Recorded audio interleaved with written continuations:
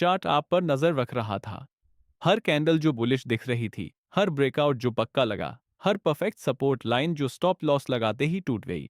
इनमें से कुछ भी रैंडम नहीं था। इसे किसी स्क्रीन के पीछे छिपे किसी दुष्ट जीनियस ने नहीं, बल्कि बड़े मार्केट पार्टिसिपेंट्स के काम करने के तरीके के अदृश्य मैकेनिक्स ने डिजाइन किया था। जैसे समुद्र की धाराएं चुपचाप चलती है, अरबों को इधर उधर करती है, जबकि व्यक्तिगत ट्रेडर उनके द्वारा छोड़ी गई लहरों पर प्रतिक्रिया करते हैं। मार्केट अराजकता नहीं है, ये कोरियोग्राफी है। लेकिन कई ट्रेडर संगीत सुने बिना नाचते हैं, उन लोगों की चाल की नकल करते हैं जो हार गए हैं। अब तक ट्रेडिंग साइकोलॉजी स्टिक में आपका स्वागत है, जहां हम हर मार्केट मूव के पीछे के माइंड गेम को डिकोड करते हैं। त्वरित अस्वीकरण, आप जो सीखने जा रहे हैं वो वित्तीय सलाह नहीं है, ये पैटर्न की पहचान है। इसका बुद्धिमानी से उपयोग करें। अपने पहले 2 वर्षों में $1,27,000 खोने के बाद, फिर 10,000 को 1.2 मिलियन में बदलने के लिए ठीक होने के बाद, जब मैंने संस्थागत व्यवहार पैटर्न को समझा, तो मुझे कुछ ऐसा पता चला जिसे अधिकांश ट्रेडर अनदेखा कर देते हैं। बाजार की एक लय होती है, और एक बार जब आप इसे पढ़ना सीख जाते हैं तो आपका दृष्टिकोण पूरी तरह से बदल जाता है। मैं आपको एक ऐसे व्यापारी के बारे में बताता हूं जिसका मैंने उल्लेख किया था। हम उसे डैनियल कहेंगे। उसके पास सभी उपकरण थे, RSI, MAC, CD, Fibonacci, trend line, order block, आप नाम बताएं। वो अनुशासित था, हर रात अध्ययन करता था, हर ट्रेड को जर्नल करता था। लेकिन कोई बात नहीं, वो हमेशा एक कदम पीछे रहता था। उसके ब्रेकआउट ट्रेड फंस गए, उसके रिवर्सल नकली हो गए, उसके संगम क्षेत्रों का बेरहमी से उल्लंघन किया गया। वो सोचने लगा कि क्या व्यक्तिगत व्यापारियों के लिए ट्रेडिंग में सफलता संभव है। फिर एक रात बिटकॉइन को कई दिनों तक मजबूत होते देख रहा था। उसने कुछ देखा, कीमतों में कोई बदलाव नहीं होने के बावजूद वॉल्यूम में अचानक उछाल, जैसे कार्रवाई से पहले गहरी सांस लेना। तुरंत नहीं, बल्कि बाद में होने वाली चीजों के लिए उसकी तैयारी। तभी सब कुछ समझ में आया। डैनियल को एहसास हुआ कि वो केवल कीमतों का व्यापार नहीं कर रहा था, वो संस्थागत ऑर्डर प्रवाह द्वारा छोड़े गए पदचिन्हों को देख रहा था। इस वीडियो में आप इन बाजार की गतिशीलता को समझने जा रहे हैं, लेकिन याद रखें, इन पैटर्नों की पहचान करना पहेली का केवल एक टुकड़ा है। सफल ट्रेडिंग के लिए व्यापक विश्लेषण, सख्त जोखिम प्रबंधन और भावनात्मक अनुशासन की आवश्यकता होती है। आप संस्थागत गतिविधि पैटर्न को पहचानना सीखेंगे, न कि केवल मूल्य कार्रवाई को। संभावित हेरफेर को पूरा होने से पहले कैसे पहचानें, आवेगपूर्ण प्रतिक्रिया को कैसे रोकें और संस्थागत जागरूकता के साथ व्यापार शुरू करें। क्योंकि एक बार जब आप बाजार की गहरी संरचना को समझ जाते हैं, तो आपका पूरा दृष्टिकोण बदल जाता है। तो क्या आप तलाशने के लिए तैयार हैं? टिप्पणियों में सीख लिखें। अगर आपको कभी ऐसा लगा है कि बाजार आपके खिलाफ हो गया है, तो आप व्यापार में प्रवेश करते ही मैं इंतजार करूंगा, क्योंकि यह भावना, यह वही है जहां हमारी शिक्षा शुरू होती है। खंड 2, जब संस्थान एकत्रित होते हैं। अधिकांश व्यापारी केवल ये देखते हैं कि मूल्य पहले क्या कर चुका है, लेकिन असली सवाल ये है कि यह आगे क्या करने की तैयारी कर रहा है। और इसका उत्तर देने के लिए आपको ये समझने की आवश्यकता है कि बड़े बाजार सहभागी कैसे स्थिति बनाते हैं। जब आप खरीदने पर क्लिक करते हैं तो बाजार नहीं चलता है, ये तब चलता है जब तरलता की गतिशीलता बदलती है। जब संस्थागत व्यापारी चुपचाप कीमतों में कोई खास बदलाव किए बिना स्थिति एकत्रित करते हैं। आप देखते हैं, जबकि व्यक्तिगत व्यापारी पुष्टि की प्रतीक्षा करते हैं, संस्थान धैर्य से काम करते हैं। वे मूल्य का पीछा नहीं करते, वे उसे अवशोषित करते हैं। जैसे इंजीनियर नदी को मोड़ने से पहले बांध बनाते हैं, वे मूल्य स्थिरता बनाए रखते हुए संचय, अवशोषण और स्थिति बनाते हैं। अप्रशिक्षित लोगों को ये चार्ट बोरिंग लगता है, लेकिन ये समेकन अक्सर तैयारी के कारण होता है। बैंक फॉर इंटरनेशनल सेटलमेंट्स के 2023 के एक अध्ययन के अनुसार संस्थागत ट्रेडिंग दैनिक विदेशी मुद्रा की मात्रा का 85% से अधिक है। ये बड़े प्रतिभागी कीमतों में बदलाव किए बिना अपनी पूरी स्थिति से बाजार नहीं बना सकते।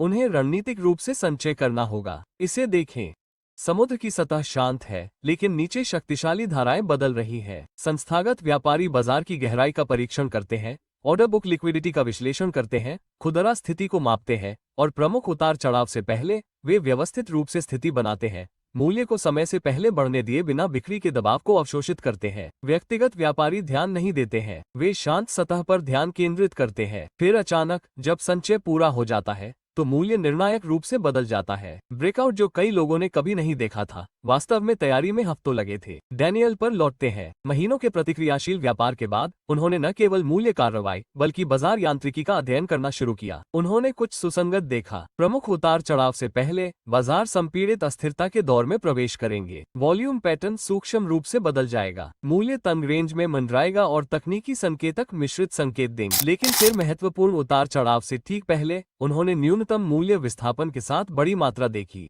ये संस्थागत संचय था। उन्होंने इस अवलोकन का परीक्षण किया और पाया कि यह लगभग 70% महत्वपूर्ण उतार चढ़ाव से पहले था। हालांकि याद रखें, कोई भी पैटर्न 100% समय काम नहीं करता है। बाजार जटिल प्रणालियां हैं जो अनगिनत चर से प्रभावित होती है। जो मायने रखता है वो है संभावना को समझना और उसके अनुसार जोखिम का प्रबंधन करना, और यही मुख्य अंतर्दृष्टि है। मूल्य केवल तकनीकी पैटर्न से नहीं बढ़ता है, यह आपूर्ति और मांग के असंतुलन से बदलता है। बड़े प्रतिभागी बाजार को आवेगपूर्ण तरीके से आगे नहीं बढ़ाते हैं, वे व्यवस्थित रूप से स्थिति बनाते हैं, और एक बार संचय पूरा हो जाने पर आपूर्ति और मांग की गतिशीलता बदल जाती है। अब अपने आप से पूछें, क्या आप उतार चढ़ाव शुरू होने के बाद उन्हें पकड़ने की कोशिश कर रहे हैं? क्या होगा यदि आप संचय चरणों की पहचान करने पर ध्यान केंद्रित करते हैं? क्या आप बेहतर समय के साथ प्रवेश करेंगे? क्या आप विस्तारित चालों का पीछा करना बंद कर देंगे? क्या आप अधिक धैर्य और कम भावना के साथ व्यापार करेंगे? लेकिन ये केवल शुरुआत है, क्योंकि संचय को समझना तभी उपयोगी है जब आप इसे वितरण से अलग कर सकें। संचय को पहचानना एक बात है, अवशोषण को समझना दूसरी बात है, और सबसे धैर्यवान व्यापारी मूल्य उतार चढ़ाव का पीछा नहीं करते हैं, वे बाजार के उनके पास आने का इंतजार करते हैं। ट्रेडिंग में अवशोषण तब होता है जब बड़े प्रतिभागी व्यवस्थित रूप से आक्रामक ऑर्डर के विपरीत दिशा में जाते हैं, बिना कीमत में कोई खास बदलाव किए। ज्यादातर लोग इसे पहचान नहीं पाते क्योंकि ऊपर से यह सामान्य दिखता है, एक ठहराव, एक विराम, कीमतों में एक तरफा उतार चढ़ाव, लेकिन अंदर कुछ खास चल रहा होता है। कीमतों में आनुपातिक प्रतिक्रिया के बिना बड़े ऑर्डर अवशोषित किए जा रहे हैं। ये कमजोरी नहीं है, ये रणनीतिक स्थिति है, ये रुचि की कमी नहीं है, यह एक बड़े प्रतिभागी की मौजूदगी है जो विशिष्ट स्तरों पर तरलता प्रदान करने को तैयार है। कल्पना कीजिए कि आप समुद्री धाराओं को देख रहे हैं। सतह पर सब कुछ शांत दिखाई देता है, पानी मुश्किल से हिलता है, लेकिन उसके नीचे शक्तिशाली ताकतें काम कर रही होती है। बनने की कोशिश करने वाली हर लहर वापस गहराई में समा जाती है। गति में हर बदलाव का मुकाबला एक समान और विपरीत बल द्वारा किया जाता है। ये संतुलन यादृच्छिक नहीं है, इसे तब तक जानबूझकर बनाए रखा जाता है जब तक कि परिस्थितियां बदल न जाएं। डैनियल ने इसका प्रत्यक्ष अनुभव किया। उन्होंने पहचाना कि एक आदर्श आरोही त्रिभुज दिखाई दे रहा था, समेकन कड़ा हो रहा था, वॉल्यूम बढ़ रहा था।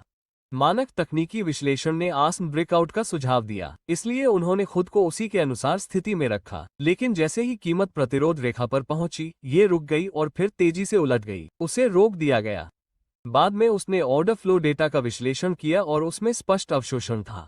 हजारों खरीद ऑर्डर मांग पर पहुंच रहे थे, लेकिन एक बड़ा प्रतिभागी तरलता प्रदान कर रहा था, खरीद दबाव को अवशोषित कर रहा था। मूल्य स्थिर रहा। वो संस्थागत विक्रेता आक्रामक नहीं था, उन्होंने केवल तरलता प्रदान की और उत्सुक खरीदारों को अपने पास आने दिया। अवशोषण के बारे में मुख्य बिंदु ये है कि यह निष्क्रिय दिखाई देता है लेकिन वास्तव में रणनीतिक है। ये संतुलन जैसा दिखता है लेकिन वास्तव में स्थिति है, क्योंकि यह आंदोलन को मजबूर करने के बजाय प्राकृतिक बाजार प्रवाह का उपयोग करता है। मैं यहाँ जो उदाहरण दे रहा हूँ वो ये है, बाजार केवल प्रतिक्रियाशील नहीं है, इसमें विभिन्न आकारों और उद्देश्यों के प्रतिभागियों के बीच रणनीतिक बातचीत शामिल है।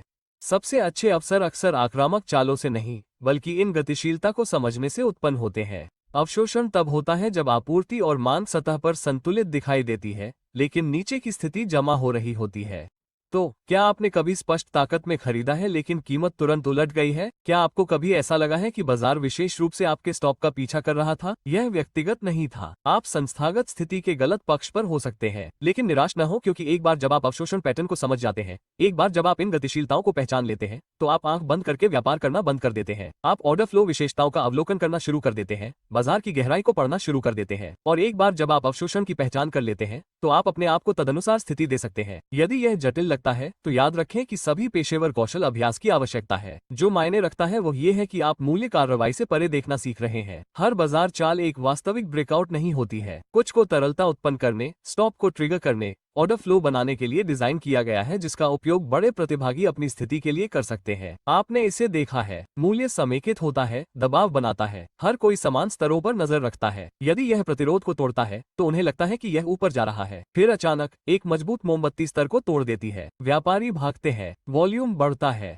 गति अजेय लगती है, फिर उतनी ही तेजी से चाल उलट जाती है। मूल्य ब्रेकआउट स्तर से नीचे लौट आता है। अभी क्या हुआ? इसे अक्सर गलत ब्रेकआउट या स्टॉप हंट के रूप में वर्णित किया जाता है, लेकिन आइए यांत्रिकी को समझते हैं। आइए डैनियल पर फिर से आते हैं, इस बार अथियरम का विश्लेषण।